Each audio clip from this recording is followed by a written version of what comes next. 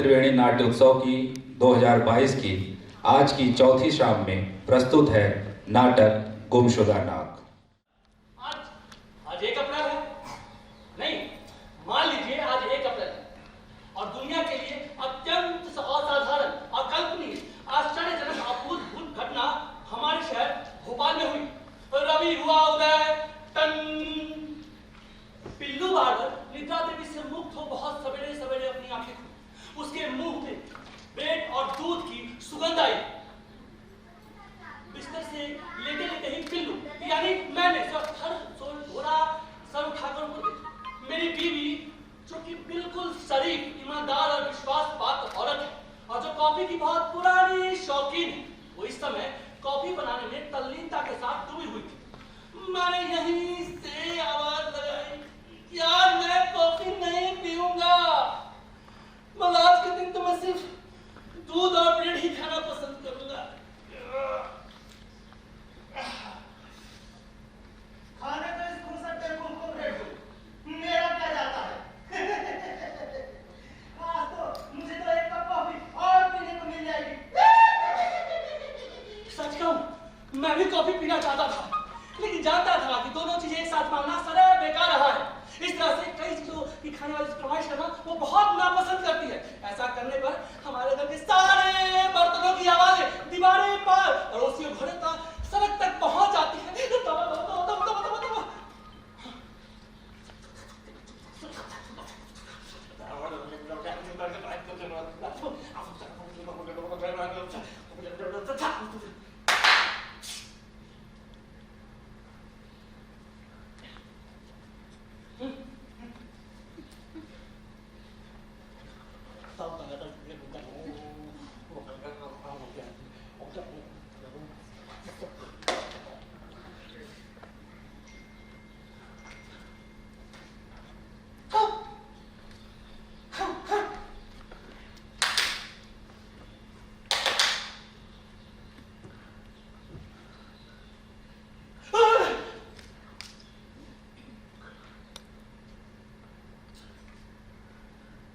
ठोस लगती है।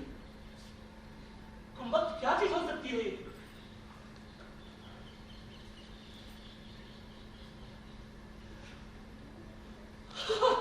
ये तो नाक है। हाँ, ये तो बिल्कुल नाक है। ये नाक तो जानी पहचानी सी लग रही है। पहचाना हूं। ये नाक तो हमारे जिले की सबसे सम्मानित नाक लगती है। लेकिन ये हमारे ब्रेड के अंदर क्या कर रही थी? ये नाक तुमने कहां से काटी कसाई, बेवकूफ शराबी? लगता है तेरी रिपोर्ट पुलिस में करनी पड़ेगी। ये सरासर मुजरिमाना हरकत है। मुझे पहले ही 3 लोगों ने बता दिया था कि तू उनकी दाढ़ी बनाते समय नाक कितनी तेज से खींचता है। अब भला बता कि नाक ऐसी समय में अपनी जगह पे कायम कैसे रहेगी? मुझे तो साफ समझ गया था। मैं समझ गया था ये किसी और की नहीं बल्कि पदधारी जी की नाक है, जिसकी दाढ़ी मैं बुधवार और रविवार को बनाता हूँ। सुनो, एक कपड़ा रख दे दो।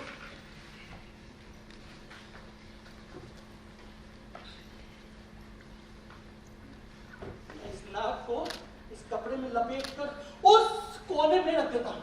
बाद में जाऊंगा तो इसे ले जाऊंगा। नाक मेरे घर में रखी दो। कहीं का तुझे तो बस उस तरह तेज करना आता है, न किसी काम के न थाम के, दुश्मन न भरनाज के। अरे अब वो समय दूर नहीं जब तू अपने रोजमर्रा के काम में ठीक ढंग से नहीं कर पाएगा। निकम्मा, बेवकूफ, बदमाश कहेगा। मैं तेरी रिपोर्ट पुलिस में करूंगी। ये मत समझना कि मैं तेरे इसके लिए पैरवी भी करूंगी। और हाँ, धीरे जाओ, तेरा मन कर जाओ। ये नाक मेरे घर में दोबारा दिखाई नहीं देनी चाहिए। जाओ। 1 मिनट, एक बार समझ कर, समझा कर बोलो ना।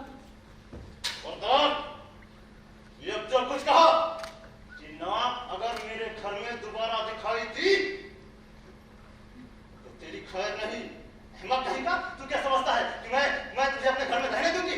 ये ऐसा नहीं चलेगा। तू तो बस केवल उस तरह तेज करना जानता है। तुझे अपने रोजमर्रा काम में ठीक ढंग से करने नहीं आते। निकम्मा, बेवकूफ, बदमाश कहेगा।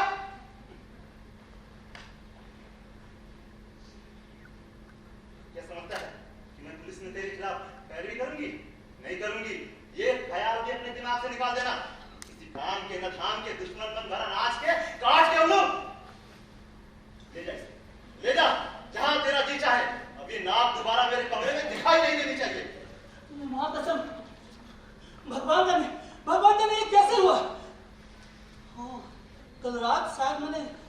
69 कुछ ज्यादा ही चला लेती थी। नहीं, कैसे कह सकता हूँ, मतलब यह कि ब्रेड को पकाई मतलब कि सेकी जा सकती है, पर ना तो ऐसी कोई चीज नहीं है जिसको पकाया मतलब कि सेका जाए। ओह, मुझे तो कुछ भी समझ में नहीं आ। आप मेरी मदद करिएगा? नहीं, आप मेरी मदद कीजिए। यदि पुलिस ये नाक मेरे पास देखेगी मुझे तो गिरफ्तार कर लेगी। अरे हाँ, देश की पुलिस की वर्दी, सिर पर क्या, कांधे पर स्टार, नीली डोरी, कमर में चमड़े का बेल्ट, उस पर रिवॉल्वर, पाँव में चमड़े का काला दूल्हा, हाथ में पीठ का डंडा। मैं सबसे पहले गया और अपने घर में आके अपने कपड़े पहने और ये गमछा सर पर रखा और सर पर रखते हुए मैं सर के तरफ निकल गया।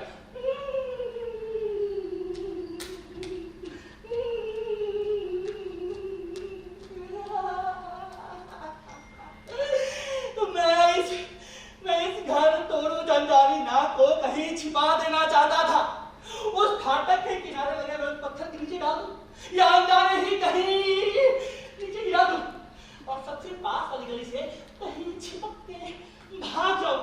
लेकिन नहीं, मेरा दुर्भाग्य देखिए कि मेरी पहचान का कोई न कोई मुझे मिल ही जाता है और सारे सवालों के जवाब के लिए मेरी तरफ इशारा कर देता है। ओए, कहाँ जा रहा है? बस ऐसे ही। अरे सवेरे किसकी हजामत बनाने जा रहा है? हजामत? नहीं, मैं तो शहर करने जा रहा हूँ। मुझे अपना मंसूबा पूरा करने का तो वक्त ही नहीं मिल रहा है। इसी ख्वाबों में तो मैंने एक बार जाते ही नाक को कहीं फेंक दिया था।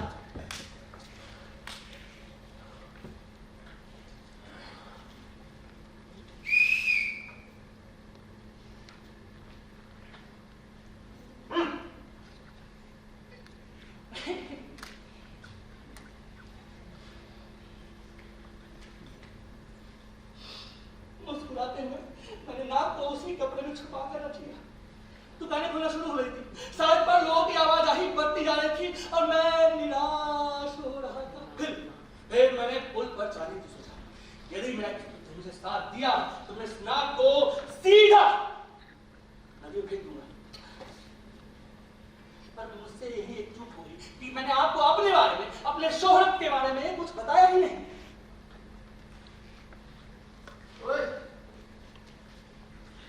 अब मेरा नंबर है। पर मुझे अपने बारे में बताना है। ठीक है, मैं बता देता हूँ। तो इस शहर में पिल्लू ने क्या क्या झंडे गाड़े मैं बता रहा हूँ आपको। वैसे बड़े इज्जतदार हूँ और कलाकारी के बारे में सोचने वालों की तरह ही पिल्लू बार्बर भी बला का शराबी है। तो वैसे मुझे बता मत कर। Shut up and get out now. वैसे पिल्लू रोज दूसरों की दाढ़ी मूड़ता है, लेकिन उसकी अपनी दाढ़ी खूब बड़ी रहती है। उसके कोट की कॉलर चिकट हो गई है, चितकबरा से भी खतरनाक दाग धब्बों के मिश्रण से बना है और 3 बटनों की जगह सिर्फ धागे निर्जीव की तरह लटके हुए हैं, जिसे संग्रहालय में रखने की चीज पिल्लू समझता है। वैसे तो पिल्लू बहुत नकचढ़ा इंसान है, लेकिन पदधारी से जब पिल्लू से दाढ़ी बनवाते हैं तो अक्सर कहते हैं, पिल्लू तुम्हारे हाथों से बदबू बहुत आती है। और मुझे तो कोई ऐसी वजह नहीं लगती कि बदबू आए। अब मैं तो नहीं जाता बड़े मियां, लेकिन बदबू आती तो है। अब पिल्लू एक चुटकी। ओ हेलो, बहुत बदनामी कर ली आपने। तो mister get out and get lost. मैंने पदधारी को जवाब दिया, उनके गालों पर, उनके कानों के नीचे, उनके थोड़ी के नीचे, मतलब कि जहां भी मेरा मन आया मैं सब उनको मल के झाड़ उठाता रहा। अब मैं नदी के पुल पर पहुंच गया था।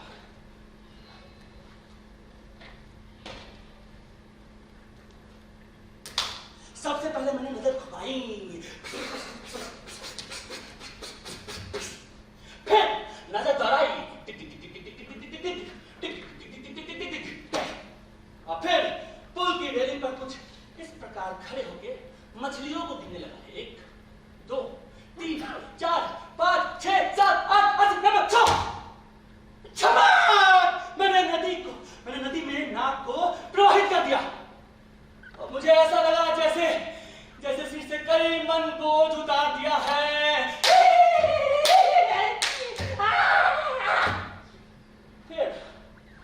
सरकारी अफसरों के काम करने जाने के बजाय मैंने अपने कदम कॉफी शॉप की तरफ मोड़े।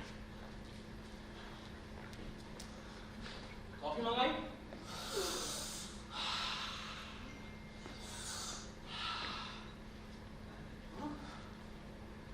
पुल के दूसरे छोर पर रौबदार शक्ल सूरत का पुलिस सुपरिटेंडेंट तिरकोनी टोपी लगाए हुए खड़ा होकर मुझे घूर रहा।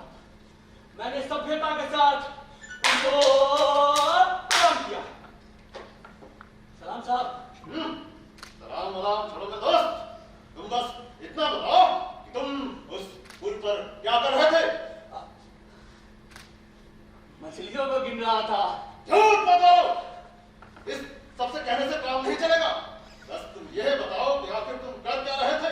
साहब एक सप्ताह में 2 बार नहीं 3 बार नहीं, मतलब बिना किसी नागा के बिना किसी चूचा पर के आपकी गाड़ी बना क्या करूंगा? नहीं मेरे दोस्त, इन सबसे काम नहीं चलेगा। मेरी दाढ़ी बनाने के लिए तो 3000 पहले से ही मौजूद हैं और वे सब अपने लिए बड़ी इज्जत और फख्र की बात समझते हैं। बस तुम ये बताओ कि आखिर कर क्या रहे थे? बिल्लू को काटो तो खून नहीं। आगे की कहानी बिल्लू की हमें मालूम है। क्या हुआ बिल्लू का? Lights off.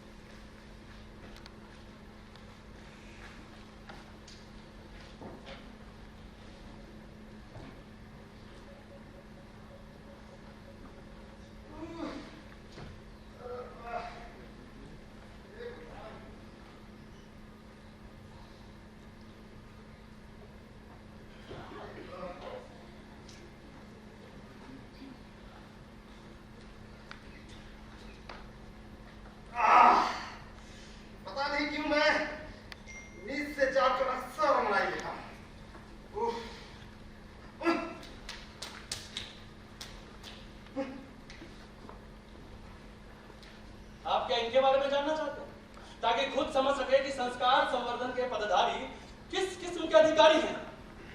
किस किस्म के अधिकारी है? किस किस्म के अधिकारी है? बताओ तो नहीं। तो साहिबान, मेहरबान और सुधी दर्शकों, ये पद विद्या अध्ययन, विशेषज्ञता या विशेष अनुभव से प्राप्त नहीं होता, बल्कि कृपा प्राप्त होने से मिलता है। ये पद बिल्कुल अलग ही कोटि का होता है। ऐसे संस्कार संवर्धन पदाधिकारी का हमारे समाज में बिल्कुल असाधारण स्थान है। अगर आप इस असाधारण पद के बारे में कुछ भी कहेंगे तो छोटे कर्मचारी से चुने हुए प्रतिनिधि भी अपने ऊपर आक्षेप मानते हैं। हालांकि अब तो सभी पदों और अहदों के बारे में सच यही है। अभी इनको पद मिले हुए 2 वर्ष ही हुए, अपनी नई प्रतिष्ठा में प्यारे प्यारे गोते लगाते रहते हैं। अपना रौब जमाने के लिए संस्कार संवर्धन पदाधिकारी के अलावा दाता मालिक कहलाना पसंद करते हैं। इनको रोज रिवर में जाने की आदत है और कॉलर दूध जैसे सफेद कलप किए हुए होती है। मुझे तो नथुलाल जैसी गलमुच जैसे कुछ लोग भी रखते हैं, माफ कीजिएगा, कुछ शरीफ लोग भी रखते हैं, जैसे कि मंडो की कहानी में मोहम्मद भाई। आप किसी खास मकसद के लिए यहाँ आए हैं। इनके पास बहुत सी मुहरें हैं जिसपे दिनों के नाम सोमवार, मंगलवार, बुधवार, गुरुवार, शुक्रवार, शनिवार खुदा हुआ है। रविवार को देश में छुट्टी रहती है। अच्छा। हाँ, आप यहाँ किसी खास काम में यदि कामयाब हो जाएंगे तो आपको कोई और बड़ा पद मिल जाएगा। आप तो समझ ही गए होंगे कि मेरा इशारा किधर है। वैसे भी अगर कुछ भी ना मिले तो कुछ ना कुछ तो मिल ही जाएगा। विवाह करना भी शेष है। इनको दुल्हन के पास वो गद्दा बिटे 2 लोगों का दो मकता ये चाहिए। और आप सुधी दर्शकों से अंदाजा आप लगा सकते हैं कि औसत आकार की नाक ऐसी जाए तो कुछ खास बदसूरत भी नहीं थी। वहां एक साफ चिकनी जगह का वर्णन करते करते हमारे मालिक की मनोदशा क्या रही होगी।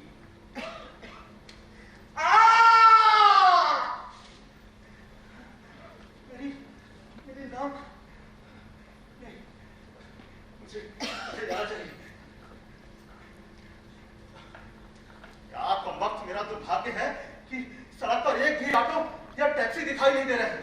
लेकिन मैं जाऊंगा जरूर, ऊपर कपड़ा लपेटकर या फिर मास्क लगाकर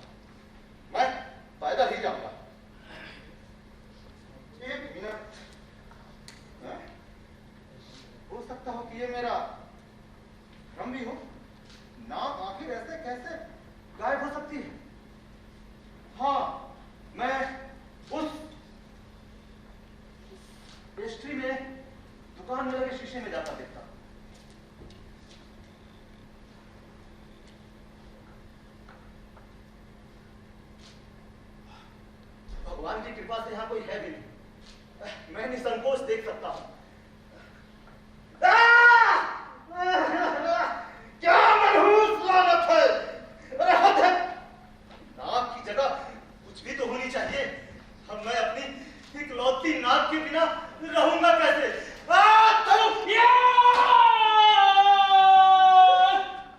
तुम्हें दिखाई नहीं देता? इतना मेहनत से साफ किया है और तुमने थूक दिया। तुम्हारा समाज में कोई नाक वाक है कि नहीं?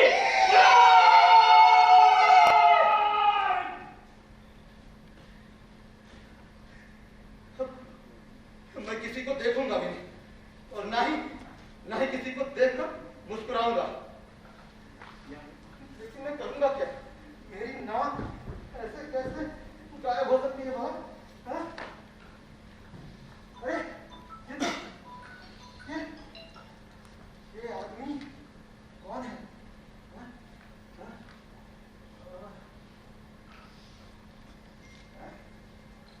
अफसर तो नहीं है?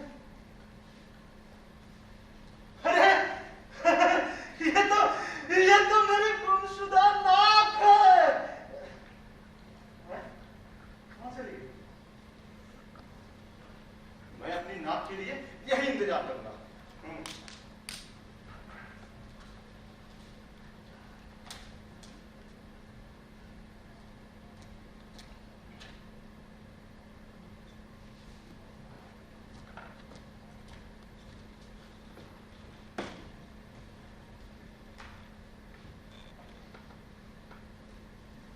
मेरी नाक ने तो मुझे पहचाना ही नहीं। और मैं इस घटना का क्या अर्थ निकालूं?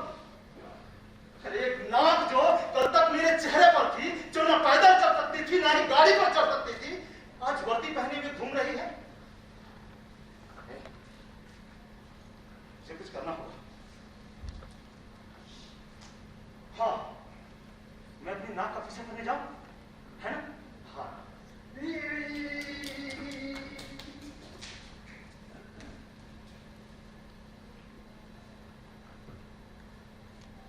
मैं उसके पास जाऊं? आप लोग कहते हैं तो मैं चला जाता हूं। ये मोटी टोपी लगाए सुपरिटेंडेंट लग रहा है। हे भगवान, अब मैं क्या करूं? क्या बात है? देखिए, मुझे बहुत ताज्जुब हो रहा है। मैं समझता हूं कि आपको अपनी सही जगह मालूम नहीं है। देखिए, मैंने आपको कहां पाया? इस मंदिर में। ये तो आपको मानना ही पड़ेगा।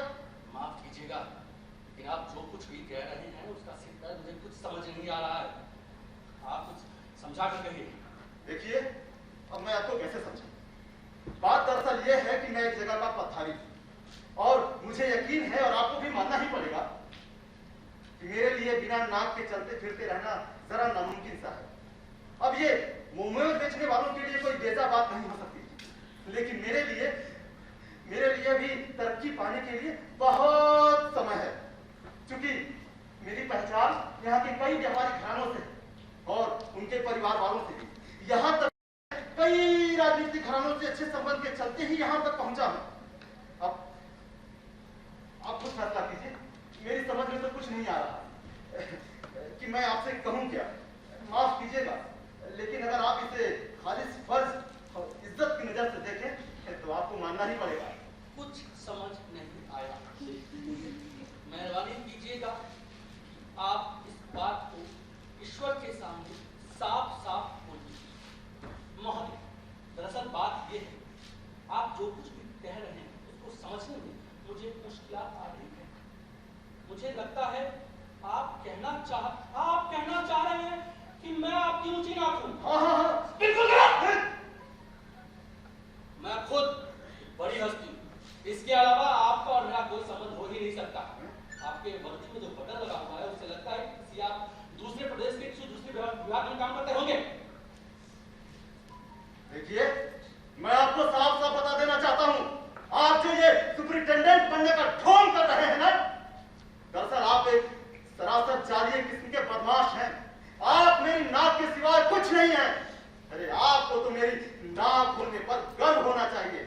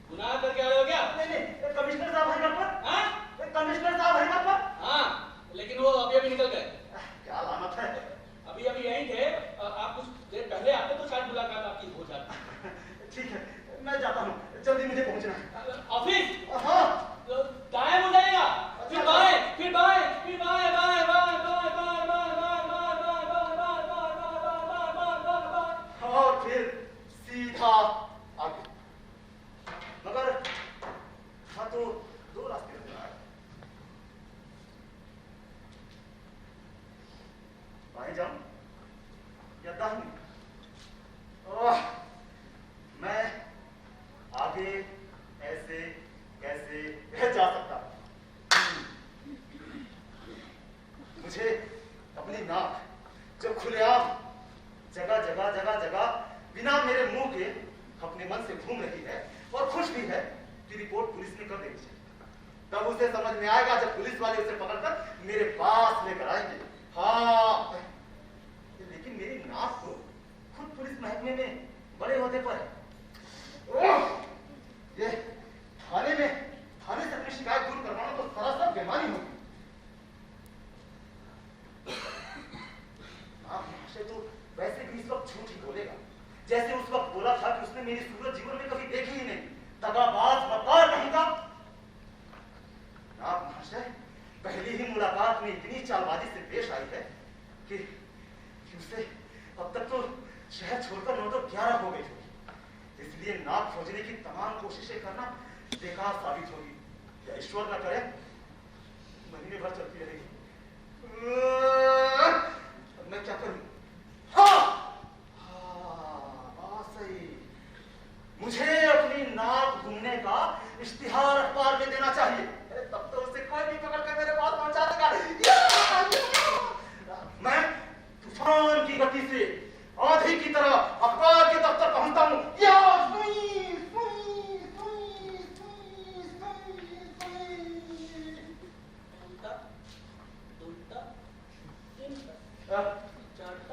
यहाँ इश्तिहार कौन निकलता है? माफ करिएगा। सलाम।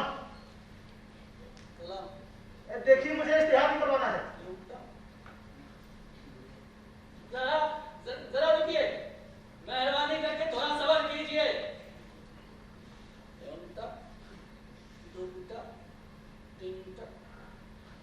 जानते हैं साहब, कल मैडम का एक कुत्ता गायब हो गया था। उनका वर्दीधारी अदली मेरे पास इश्तिहार लिखवाना चाह रहा था। मैंने उसकी तस्वीर देखी तो मैंने देखा ये तो सड़क छाप मरियल कुत्ता 50 रुपए का भी नहीं है।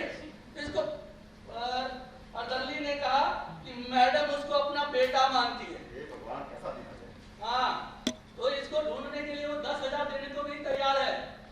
अब देखिए, किसी को टैक्सी ड्राइवर चाहिए तो किसी को टैक्सी बेचना है, किसी को घोड़ा खरीदना है तो किसी को गधा बेचना है। कोई अपना ईमानदारी रखकर पैसा कमाना चाहता है तो कोई जूतों का सेल लगाना चाहता है। देखिए बड़े मियां, बड़ी यहाँ गर्मी और उमस है। आप मेरा इश्तिहार छाप दीजिए तो बड़ी मेहरबानी होगी। सुनिए, छाप दीजिए मेरा इश्तिहार। आपको क्या करवाना है? अर्जी दीजिए। देखिए, मैं चाहता हूं कि उसने मेरे साथ बहुत बड़ी गद्दारी की है, बहुत ही नीच हरकत की है। अरे मैं तो ये भी नहीं पता मुझे कि आखिर हुआ क्या है और कैसे हुआ। इसलिए मैं चाहता हूं कि आप ये इश्तिहार छाप दें और जो बदमाश उसे पकड़ कर लेकर आएगा उसे बहुत सारा इनाम दिया जाएगा। क्या मैं आपका नाम जान सकता हूँ? नहीं नहीं नहीं नहीं, बिल्कुल नहीं। भला आपको मेरे नाम की क्या जरूरत है? देखिए, मैं अपना नाम आपको बिल्कुल नहीं बता सकता क्योंकि ये शहर के बहुत सारे लोग मुझे जानते हैं। मैं बड़े बड़े लोगों का मेंबर हूं। शहर के सारे अधिकारी और उनके परिवार वाले मुझे पहचानते हैं। अरे ईश्वर न करे अगर इश्तिहार पर नजर उनकी पड़ गई तो मेरा क्या होगा। इसलिए आप ऐसा करिए, लिख दीजिए पथारी। अरे नहीं नहीं नहीं नहीं, पथारी नहीं, ऐसा करिए आप लिखिए एक सभ्य कुलीन सज्जन नागरिक। हाँ, ये लिख दीजिए। जो गुमशुदा हो गया है वो आपका गुलाम नौकर था?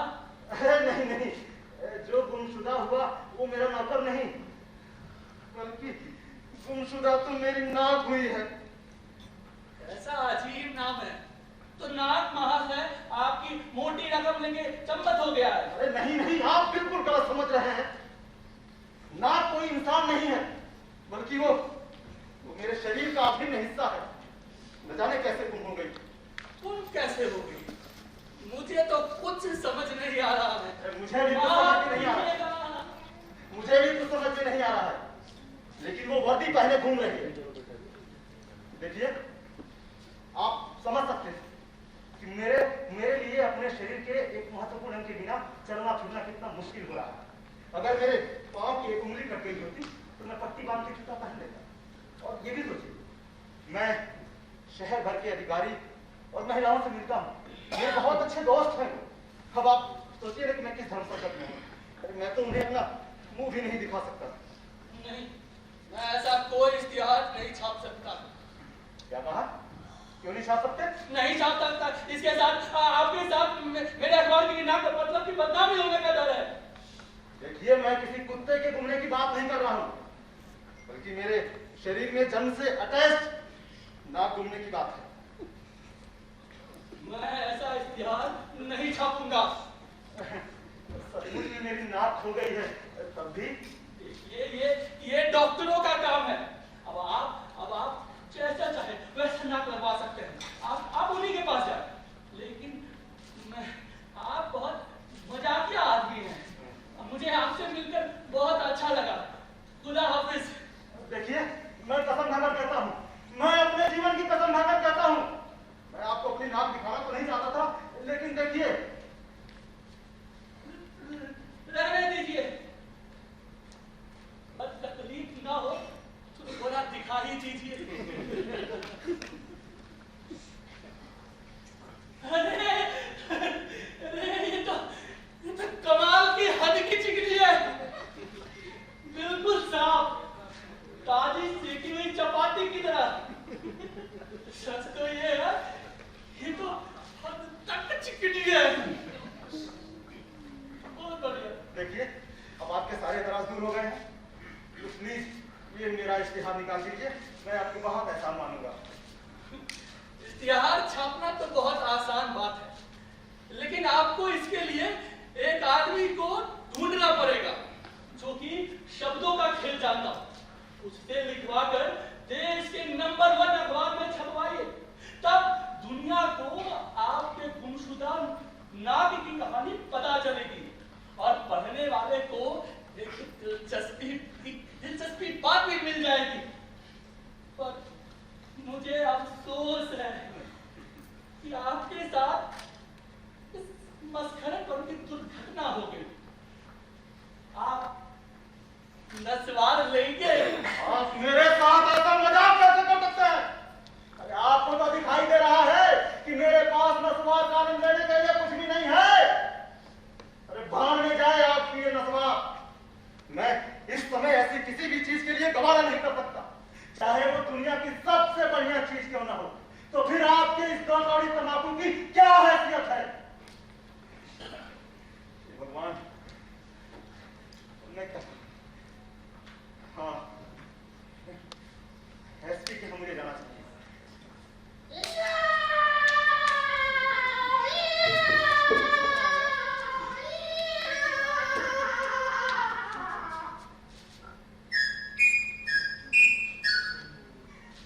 वाह, 2 घंटे कटकर सोने को मिल जाए तो मजा ही आ जाए। कलाकार और कलाकारी मुझे दोनों बहुत प्रिय हैं। मैं इनका कदरदार हूं। फूलों के गुलदस्ते, ब्रांडेड कपड़ों के सूट और कॉफी मुझे तो प्रिय हैं, पर सबसे ज्यादा मुझे प्रिय है रिजर्व बैंक के गवर्नर के दस्तखत करते हुए वाले नोट। इसका कोई जवाब नहीं है। न इसको पानी पिलाना है, न खाना खिलाना है। अगर ये गिर भी जाता है तो कुछ नहीं होता, जगह बहुत कम घेरता है। किसी की भी जेब में इसके लिए खूब जगह होती है। सुनिए, भोजन के बाद का समय छानबीन का नहीं होता है। प्रकृति ने ही नियम बनाया है कि भोजन के बाद आदमी को थोड़ा आराम करना चाहिए। वैसे भी किसी भी बाइट आदमी को इस तरीके से उसकी नाक से अलग नहीं की जा सकती। पर अब लोग न जाने कहां कहां बदनाम जगहों पे जाते हैं। देख लिया होगा किसी ने। क्या मुझे अफसोस, मैं आपके ऐसे मुंह से जली घटी सुनने के बाद भी अपने पक्ष में आपसे कुछ नहीं कह सकता। अरे मुझे तो यहाँ से चले जाना चाहिए। हे भगवान, मेरे भगवान, मैंने ऐसा क्या किया था जो मुझे ये सजा मिली? अरे मेरी बांह कट गई होती तो कोई बात थी, या मेरे कान कट गए होते तो थोड़ी तकलीफ तो होती, लेकिन बर्दाश्त तो की जा सकती थी। ये नाक कटने के बाद आदमी कुछ नहीं रह जाता, ना वो इंसान रह जाता है ना वो जानवर, भगवान ही जाने को क्या हो जाता है। बस एक कूड़ा हो जाता है जिसे उठाकर खिड़की से बाहर फेंक दिया जाए।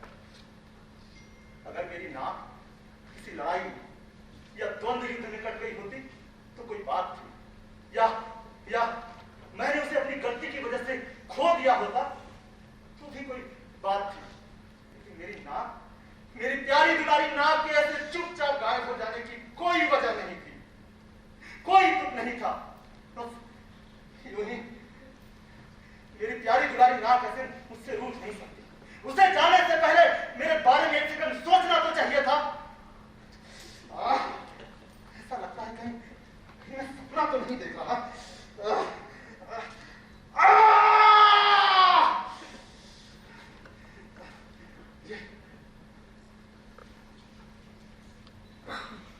क्या आप यही रहता है? जी अंदर आ जाइए।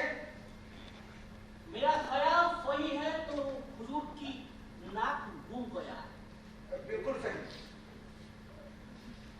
तो हुजूर, आपकी गुमशुदा नाक का पता चल गया। क्या कहा? कैसे पाया आपने उसे? बिल्कुल इत्तेफाक से। आपकी नाक तो भाग ही रहा था कि मैंने उसको पीछे से पकड़ लिया। वो बॉम्बे एक्सप्रेस फाटक में बैठा हुआ था, ट्रेन निकलने ही वाला था। मैंने देखा कि आपके नाक के पास ऑफिसर का आईडी कार्ड भी है।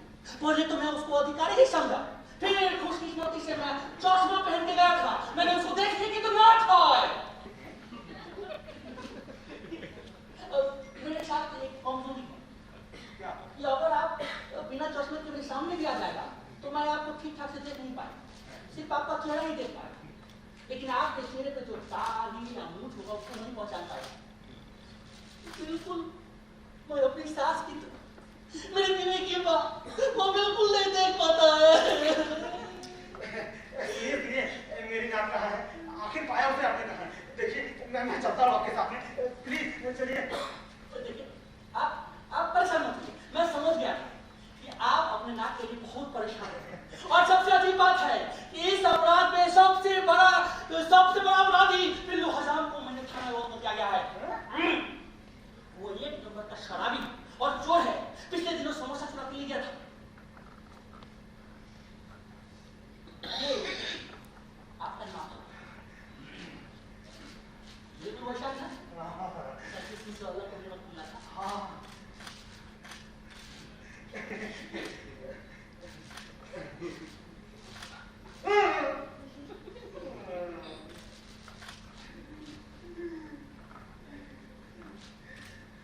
बिल्कुल वही है। सुनिए कौन सा चाहिए? आइए ना, कुछ पिएंगे आप? और ये मेहरबानी होगी, लेकिन मैं रुक नहीं सकता। क्यों? मुझे जेल खाना जाना है। कीमतें बहुत बढ़ती जा रही, बहुत कीमतें बढ़ती जा रही। और मेरी सास, मतलब मेरी बीवी की माँ, वो भी मेरे साथ रहती है। बहुत सारे बच्चे हैं। मेरा बड़ा बच्चा बहुत होनहार है, बेहद तेज लड़का है, लेकिन उसको बढ़िया पढ़ाई पढ़ाने के लिए फीस नहीं है।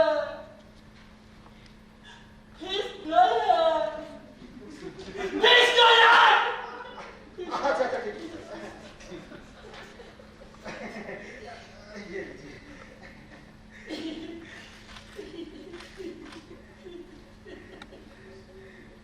बिल्कुल वही है,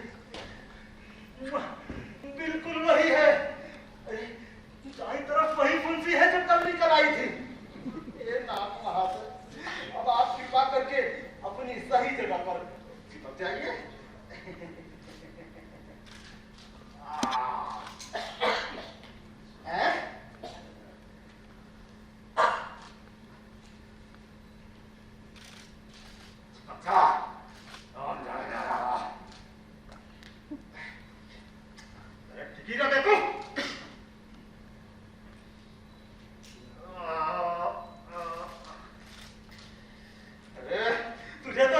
चाहिए। देख, तेरी जगह मेरी ये हथेली नहीं है, जमीन नहीं। अरे मेरी ये नाक की जगह है। वैसे नहीं मानेगी? डॉक्टर, डॉक्टर, अरे कोई डॉक्टर को बुलाओ।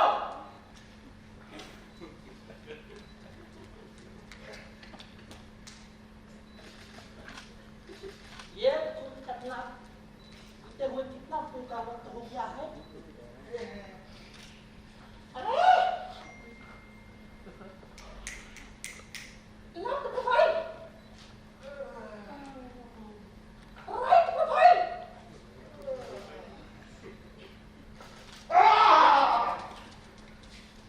ओके, नहीं, ये नाक सही नहीं हो सकता। क्यों? बेहतर यही है कि आप इसे ऐसे ही रहने दीजिए, नहीं तो मामला बिगड़ सकता है।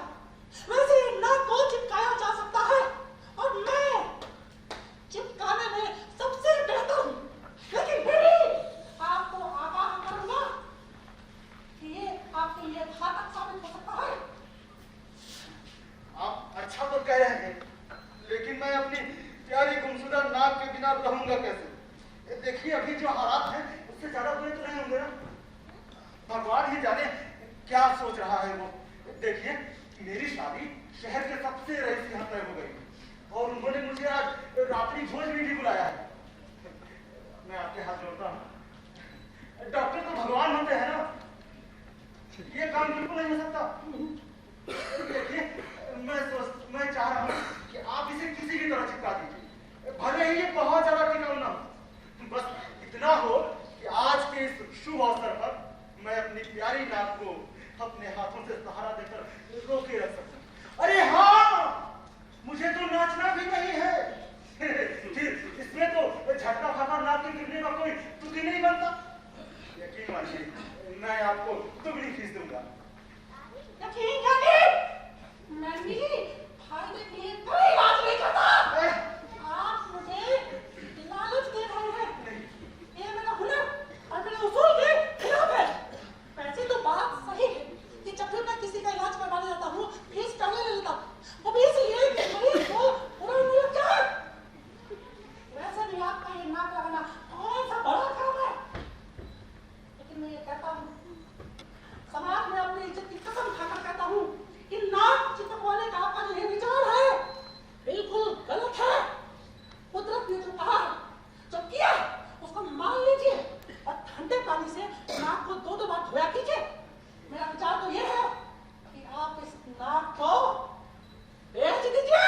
नहीं, मैं अपनी नाक को नहीं बेचूंगा।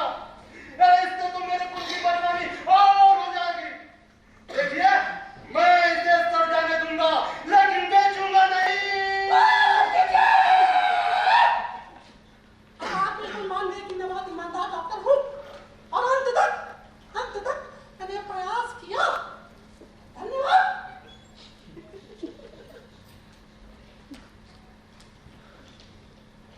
मेरी इस अकाट्य असाधारण घटना के बारे में अफवाहें राजधानी में हुए मतगणना के रिजल्ट की तरफ फैल गई। अब मिर्च मसाला लगने में देर कितनी थी, और उन दिनों आज की तरह भी लोगों में हर प्रकार की अफवाहें जल्दी फैल जाया करती थी। फिर जल्दी ही अफवाह फैल गई कि नाक कमला पार्क में 3 बजे रोज सुबह टहलने जाते। वहां तमाम किलो की भीड़ भी लगने लगी। अरे मेला भी लगने लगा। किसी ने कहा कि नाक पिछले 1 सप्ताह से सिटी में ईरानी चाय पी रही है। वहां गजब का हुजूम बढ़ने लगा। कल तो पुलिस भी बुलानी पड़ गई। और देखिए, आज ये है कि मुझे पता चला है कि मेरी गुमशुदा नाक पर राजधानी के शहीद भवन में नाटक भी हो रहा है। देखिए, आप लोग भी आए हैं।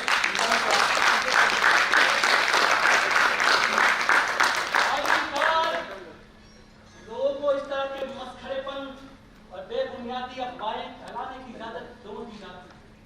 इन सबको तो जेल भेज देना चाहिए। नमस्कार। अब आप प्रदेश के मुख्य समाचार सुनिए। एक दिन अखबार में हेडलाइन थी कि नाक कमला पार्क में नहीं बल्कि भदभदा में टहलते हुए देखी गई। वहां पर हमारे बहुत बड़े नेताजी रहते हैं। उन्हें यह अजूबा देखकर बहुत ताज्जुब हुआ। सर्जिकल कॉलेज के कुछ छात्र भी इस अजूबा घटना को समझने के लिए गए थे। एक कुलीन बुजुर्ग महिला ने पत्र लिखकर निवेदन किया है कि ये अजूबा घटना उनके बच्चों को भी दिखा दी। कवियों, कथाकारों, नाटककारों, उपदेशकों से भी आग्रह किया गया है कि वे शिक्षाप्रद और उपदेशकों को क्या करें, पता नहीं, समझ में नहीं आ रहा। उसके आगे ज्यादातर लोग इस अजूबा घटना से बहुत खुश हैं। उन्हें दिन भर जो है कि बातचीत करने का मौका मिल गया, इस पर उनका पूरा दिन ऐसे बीत जाता है। और बहुत ही कम बाइज्जत और कानून के पसंद पाबंद लोग जो गुमशुदा नाक से बेहद खफा है, निराश है। एक साहब ने तो यहाँ तक कहा है कि इतने उत्कृष्ट समय में, मन और बुद्धि की जागृत अवस्था में, इस वर्तमान युग में इस तरह की सनसनीखेज, मस्खरेपन की मनगढ़ंत बातें लोगों में कैसे फैल जाती। उन्होंने आगे कहा है कि इस तरह की गुमशुदा नाक के भ्रम पर सरकार को ध्यान देना चाहिए। नमस्कार, अब समाचार समाप्त हुए।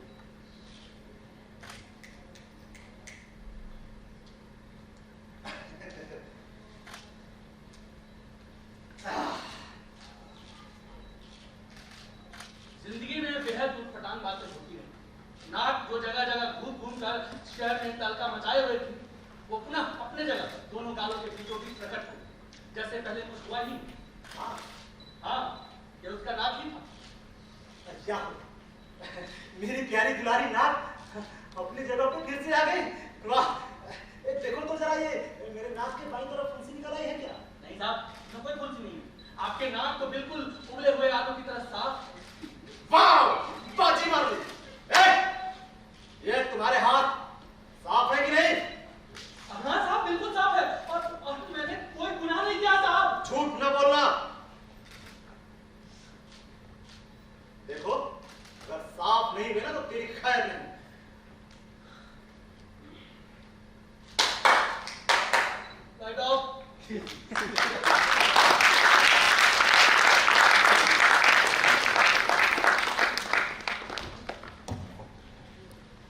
तो अभी आप देख रहे थे नाटक गुमशुदा नाक, जिसके निर्देशक थे श्री मनोहर मिश्रा जी।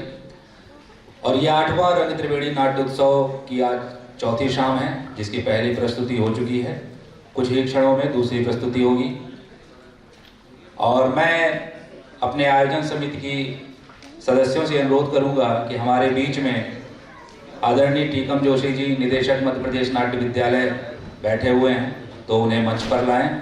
और हमारे आज के जो कलाकार हैं उनको चले गए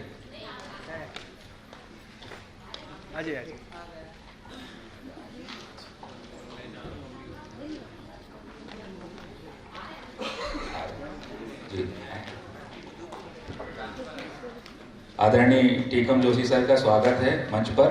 और मैं इस नाट्य प्रस्तुति के तीनों कलाकारों से अनुरोध करूंगा, लाइट पर सुग्रीव भैया हैं, उनसे भी अनुरोध करूंगा कि वो मंच पर आ जाएं और दोनों कलाकार हमारे मंच पर आ जाएं। और टीकम जोशी सर निदेशक मध्य प्रदेश नाट्य विद्यालय हैं, ये हमारे लिए गौरव की बात है, इन दोनों विद्यार्थियों के लिए भी गौरव की बात है। सुग्रीव भैया से भी अनुरोध है। और इन कलाकारों का ये 8वां रंग त्रिवेणी नाट्य उत्सव की जो स्मृति चिन्ह है, इन कलाकारों को भेंट किया जाए और इन्हें पुस्तक दिया जाए। जोरदार तालियों से स्वागत और अभिनंदन करें। और प्रस्तुति की जो प्रक्रिया है वो अपनी तालियों से बताएं। जोरदार तालियां चाहिए। सुग्रीव भैया से भी अनुरोध है कि वो आ जाएं।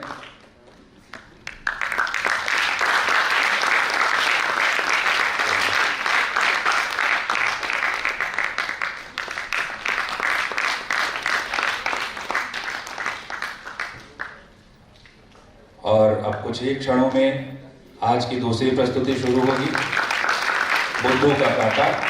धन्यवाद सर, धन्यवाद। आप अपना स्थान ग्रहण करें और दूसरी प्रस्तुति का आनंद लें।